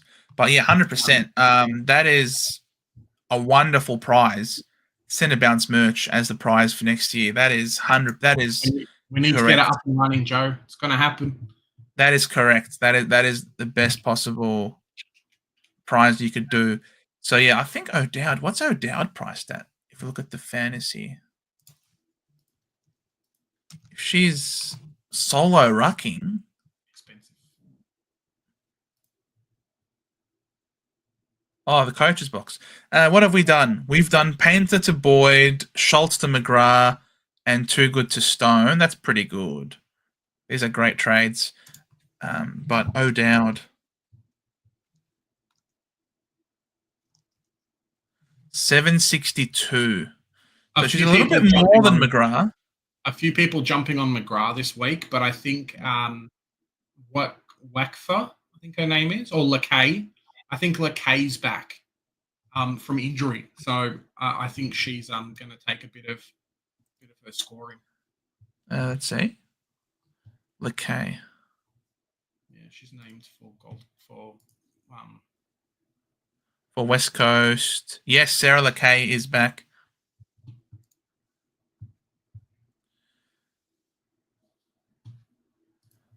But Liz McGrath is named as follower.